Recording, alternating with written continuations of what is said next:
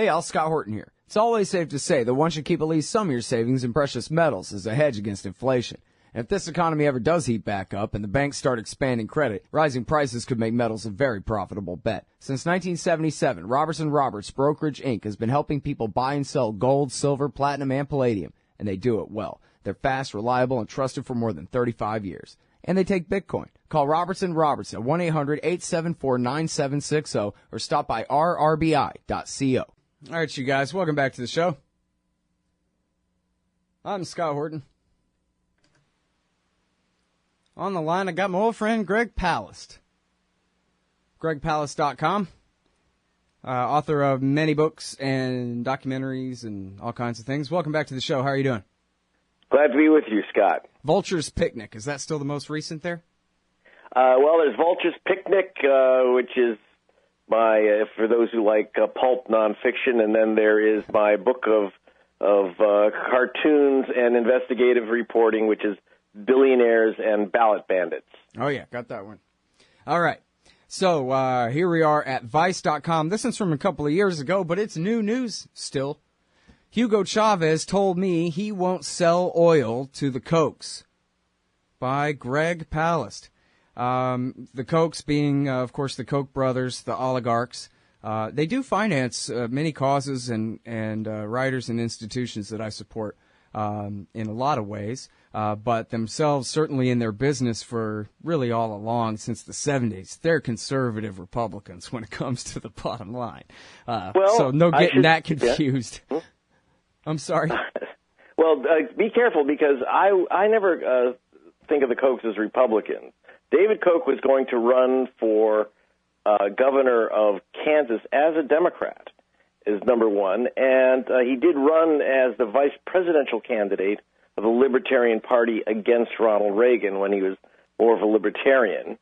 And, of course, the Kochs, while they back a lot of Republican causes, as you know, Bill Clinton and Al Gore are creations. They were nothing except creatures of something called the Democratic Leadership Council, which was started by a $100,000 donation from the brothers Koch. So, and they started the DLC to push Clinton into the presidential nomination, move the Democratic Party to the right, or pro-business. I don't know if you call it to the right, but more pro-business. And they, at the same time, backed Bob Dole for president. So, which just shows you how they operate. They don't believe in betting on a horse. They believe in owning the racetrack. Yeah. Which makes sense, of course, from their point of view, but it's no reason for the rest of us to be ignorant about how they get it done. Which brings us to the Keystone Pipeline. It's impossible for me to imagine anyone, regardless of even their interest in any sort of public policy thing at all, to conceive of a project like the Keystone Pipeline without immediately considering all the people in its way and whatever is going to become of them. And it just doesn't seem to come up in the coverage that much. But, from my point of view, it's an especially important point because it is the Kochs that we're talking about. The guys who finance so many libertarian causes, of course, based on the sacred human right of private property ownership. And they spin a pretty good deal sometimes about backing the ACLU against the Patriot Act and protecting people against eminent domain when it's somebody else's problem at the Institute for Justice and that kind of thing.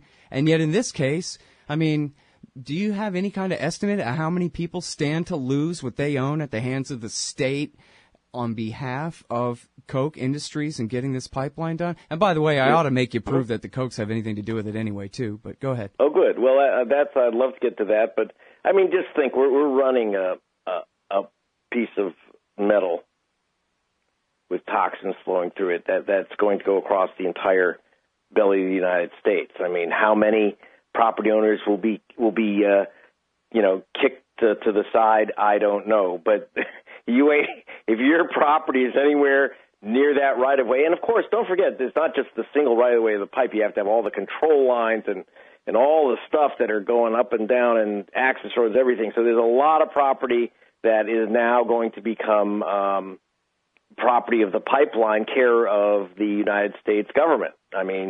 You get in the way, your property will be taken on a massive, massive scale. And, that's one of the issues. Mm-hmm. The other thing is when you talk about, well, what is the connection of the Kochs to the pipeline? And I'd like to, Vice, when I used to write for Vice, and now I'm reporting for Al Jazeera, when their headline wasn't too accurate. The real story, which you can get in Billionaires and Ballot Bandits, is that Chavez would not, I just, for those who don't know, Greg Palast, I knew Chavez quite well, and I got together with him many times. And, we discussed, obviously, the only topic worth discussing in Venezuela, which is oil. And Chavez understood very well that the Koch brothers were stuck buying his oil. See, because what the Koch brothers did, they understand, these are the richest oil men who've never discovered a barrel of oil in their life. Think about it. They're the richest oil men on the earth, but they haven't discovered a single barrel of oil. So what do? It's all political plays. For example, they purchased the Sun oil refineries at Corpus Christi, Texas. Those things were bleeding money. They're money losers. Now, why would the Kochs buy money-losing refineries? The answer is they had a political scheme, and that involves the XL pipeline. Why was Sun Oil losing money on there and became Koch Oil losing money at the refineries there? The answer is that Hugo Chavez, the only type of oil that those refineries can handle is super heavy oil. Now, here's the weird thing. No one seems to be asking, why are we running a pipe of oil to Texas? That's the definition of coals to Newcastle. There is a little bit of oil in Texas, I've heard. Yeah. In fact, right now they don't know what to do with it. It's coming out of their ears here. Yeah, you just drive down the road and look out the window, and yeah, there's the oil well. And they're drowning in it. They're going broke in it. There's so much oil. And the Koch refineries are literally in the middle of an oil field, but they cannot use any of that oil because that's Texas Intermediate Light. It's a light oil. It's not very polluting. But they can't use it in their refinery. That refinery was designed solely and only to take Venezuelan oil. It was created during the oil embargoes of the 70s when we were trying to get oil in. So the idea was to use all the old pipes that used to send oil out. Now it would be oil that would take the Venezuelan oil in and send it to the rest of the country. The thing is that because Venezuela is the sole source of the oil for those refineries, they had to pay. Chavez figured out that they had to pay a premium. It used to be that Venezuela would give a discount because who wants super heavy, highly polluting, crappy oil that requires all kinds of extra steps to refine, requires this very specialized type of expensive refinery. But Chavez said, hey, once they've since they've already built the refineries and they own them, they don't have a choice. They take our oil or they take nothing. So Chavez not only took away the heavy oil discount, he added a premium. They were buying until recently. The Kochs were having to buy Venezuela's oil at $103 a barrel, which is way above they were paying like about a $10 a barrel premium above the West Texas price. Until recently? For crappy oil. And so the Kochs are bleeding money when they bought this thing. So why would they buy something that bleeds money? The answer is they had a scheme. Scheme one is get rid of Chavez. And by the way, I knew Chavez. He wasn't bumped off. He went on his own. It was kind of suicide by coffee. He had 30 cups of coffee a day. He didn't drink alcohol, and that gave him stomach cancer. So they get rid of Chavez. The assassination attempts never worked. The coup attempts never worked. That didn't work. So then what you do is say, okay, we can't use Venezuela won't give us a break on the oil. We'll get it from the Canucks. We'll get it out of Canada. And so here you have a scheme to take oil from Canada all the way across the entire United States to the oil capital of America in Texas. That's right? funny. All right, now hold it right there. Fact, yeah. Hold it, Greg. Mm-hmm. We got to take this break. Sure. But when we get back, I want to ask you about the until recently part. I think you're saying they've quit buying Venezuelan oil altogether at this point. But hold that thought. We'll be right back with Greg Palast, gregpalast.com. You hate government, one of them libertarian types, or maybe you just can't stand the president, gun grabbers, or warmongers. Me too. That's why I invented LibertyStickers.com. Well, Rick owns it now, and I didn't make up all of them, but still, if you're driving around and want to tell everyone else how wrong their politics are, there's only one place to go. LibertyStickers.com has got your bumper covered. Left, right, libertarian, empire, police, state, founders quote, central banking. Yes, bumper stickers about central banking. Lots of them. And, well, everything that matters. LibertyStickers.com. Everyone else's stickers suck. All right, y'all, welcome back to the show. I'm Scott Horton. I'm talking with Greg Palast, investigative reporter. And this whole article at Vice is called Hugo Chavez Told Me He Won't Sell Oil to the Kochs. It's not quite right, the title, he said, but that's how you find the title.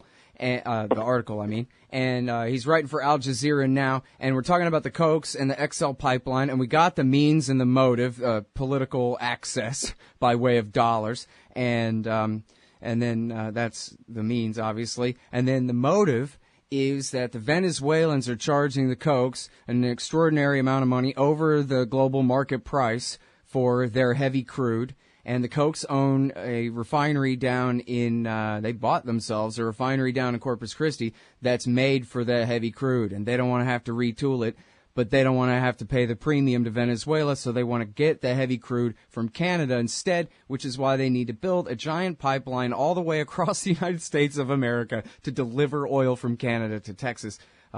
As you were saying, Greg, so I think everybody's caught up, mostly, unless I screwed something up. But then my question is, I just want to clarify a point. You said until recently they were buying this Venezuelan oil, and so I wondered if that means they're that much more desperate. The factory's just sitting there now, or they found another source of heavy crude? They're still taking Venezuelan oil because they don't have the XL pipeline to bring in the cheap Canadian crude.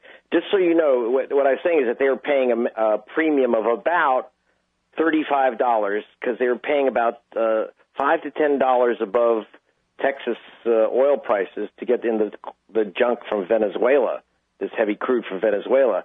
But they could have gotten they were getting about a $30 a barrel discount for Canadian tar sands oil because the tar sands oil sells at a steep discount. You can no longer get $35 off a gallon, mainly off a barrel, because the barrel's only $50. So but you are talking about probably buying this crude at nearly a 50% discount to the Venezuelan stuff.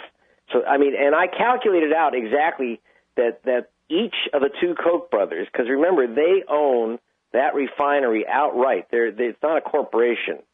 The Koch Industries is their private fiefdom. The two brothers own it. So they would be about $2 billion a year in savings on the crude that they would have to buy for that refinery. So that each brother makes about $1 billion a year. And you figure that pipeline will roll for 20 to 30 years. So you're talking $40 to $60 billion in savings on average, the probable savings. $40 to $60 billion for those two guys if they get the XL pipeline. That's a lot of loot and worth buying up a Congress or two and a White House. And, keep in mind is that, again, while we associate them with the Republican Party or often libertarian issues, it's as they see their need. They back Democrats. They created Bill Clinton for us. It's whatever, they understand that this is, that basically politics is a profit center, and that's how you make your money.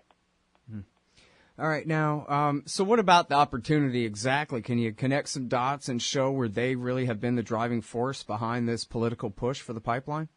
Well, yes. I mean, when we had the Tea Party uprising, which I think really was a populist movement, and it kind of later transformed into the Patriot movement, it was basically there was a kind of corporate coup d'etat in which the group, which is the Council for a Sound Economy, which is the Koch front, ended up transforming itself into Freedom Works, which became kind of the voice for the Tea Party when the media needed someone to say, well, what are these people in the funny hats? What are they asking for? And the Kochs were ready to give the answer. They didn't go out and ask the people in the funny hats what they were standing for. Rather, they went to the Koch organization to say, what do these people want? And one of the main things that they had on their agenda was the XL Keystone Pipeline. Now, I don't remember people calling, real patriots running out there saying, we're protesting. We're not protesting against the Patriot Act. We're not protesting against government intrusion. We're not protesting against government surveillance and harassment of the average person. We're out there because we want a pipeline. Yeah. I don't remember that, but that's what basically the Kochs commandeered the voice of the Tea Party movement, and because they had the money and the connections to media, et cetera. So we never heard from the real Tea Party people. We just heard from, the self-proclaimed well-paid spokesman who said, what we really want is this pipeline and tax cuts for the rich. I mean, where'd that come in, So they're very good at commandeering these movements. They did it before, by the way. There was a movement back in the 90s in the Midwest and Plain States called the Wise Use Movement, which is very much against the excessive use of eminent domain by government, et cetera. And the Wise Use Movement was a true populist movement. I didn't agree with all of it, but it doesn't matter. It was very much, people were concerned about government intrusion on their rights. And once again, the Kochs moved in, seized it, and used it as a vehicle for a profit-making agenda to change American laws. From that, they used that group, the Wise Use Movement, a populist movement, a libertarian-based movement of the 90s. They grabbed a hold of it, and out of that they created what was called the Contract for America, which they gave to a guy named Newt Gingrich, who became Speaker of the House and moved their agenda. And since the movement was about cutting government intrusion, they used it to basically decriminalize a lot of their activities involving coke oil and massive pollution. Their trucks were literally dumping crude sludge into rivers, 350 criminal counts of criminal pollution. What they wanted to do was end all the laws which prevented criminal poisoning of property. And that's one of the things that they were relatively successful at. They didn't eliminate the EPA, but they were, that was one of the big pushes. But again, so the Kochs they'll use libertarian rhetoric, they'll use the libertarian movement, they'll use the Republican Party, they'll use the Democratic Party, whatever makes them a buck. Yeah. That's the big thing. Absolutely. All right, now, short amount of time left here, but I want to ask you about the current Saudi policy of whatever market forces are driving the price of oil down around the world. They're not doing their countermeasure that they usually do, which is cut production.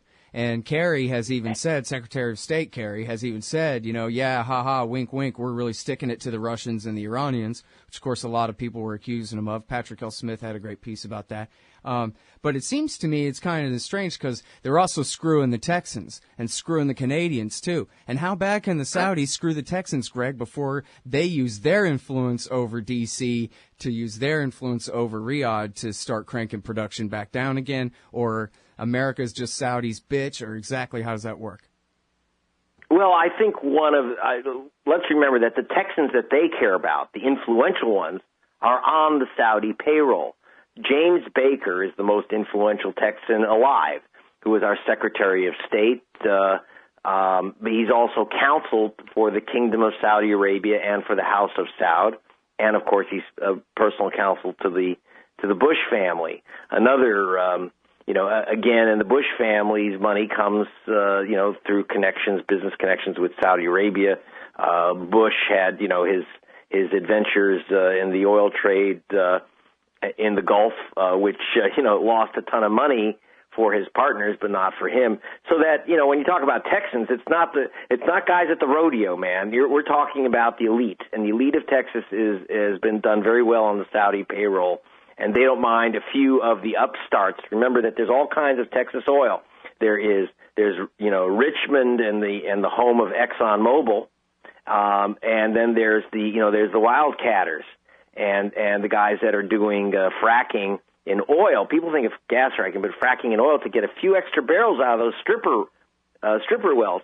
Those are the guys they want to wipe out, and I don't think that big oil has a problem with that at all. Now, I wrote a book 10 years ago called Armed Madhouse, or 9 years ago, and I said, look, in 2004, in October 2004, the Saudis dropped the price of oil from $110 a barrel to $20 a barrel in 1 month, okay? They did that to wipe out their competitors, like, say, in Canada, Texas, and punish Hugo Chavez, punish the Iranians who are Shia dogs as far as they're concerned. And I said they do it every 10 years. Now, that was October of 2004. So I was off by a month because it wasn't October 2014. It was November 2014 that the Saudis. So I was off by 1 month. They do it every 10 years. You set your watch right now. Mark it on your calendar 10 years from now. You know, that's probably 2024. Yep. Yeah. Sounds like a good one. All right. Thanks very much, Greg. Thanks for coming back on the show. Good to talk to you again. You're the best. Bye. Thanks. All right, y'all. That's Greg Palast, Armed Madhouse, Billionaires and Ballot Bandits, and Vulture's Picnic, gregpalast.com. Hey, y'all, Scott Horton here to tell you about this great new book by Michael Swanson, The War State. In The War State, Swanson examines how Presidents Truman, Eisenhower, and Kennedy both expanded and fought to limit the rise of the new national security state after World War II. If this nation is ever to live up to its creed of liberty and prosperity for everyone, we are going to have to abolish the empire. Know your enemy. Get The War State by Michael Swanson. It's available at your local bookstore or at Amazon.com in Kindle or in paperback. Just click the book in the right margin at scotthorton.org or thewarstate.com. Phone records, financial and location data, Prism, Tempora, X-Keyscore, Boundless Informant. Hey, y'all, Scott Horton here for offnow.org. Now, here's the deal. Due to the Snowden revelations, we have a great opportunity for a short period of time to get some real rollback of the national surveillance state. Now, they're already trying to tire us by introducing fake reforms in the Congress. And the courts, they betrayed their sworn oaths to the Constitution and Bill of Rights again and again, and can in no way be trusted to stop the abuses for us. We've got to do it ourselves. How? We nullify it at the state level. It's still not easy, but the Off Now project of the 10th Amendment Center has gotten off to a great start. I mean it. There's real reason to be optimistic here. They've gotten their model legislation introduced all over the place, in state after state. I've lost count, more than a dozen. You're always wondering, yeah, but what can we do? Here's something important, something that can work if we do the work. Get started cutting off the NSA support in your state. Go to offnow.org. Hey, all Scott here. If you're like me, you need coffee. Lots of it. And you probably prefer it tastes good, too. Well, let me tell you about Darren's Coffee Company at darrenscoffee.com. Darren Marion is a natural entrepreneur who decided to leave his corporate job and strike out on his own, making great coffee. And Darren's Coffee is now delivering right to your door. Darren gets his beans direct from farmers around the world. All specialty, premium grade with no filler. Hey, the man just wants everyone to have a chance to taste this great coffee. darrenscoffee.com. Use promo code Scott and you get free shipping. darrenscoffee.com.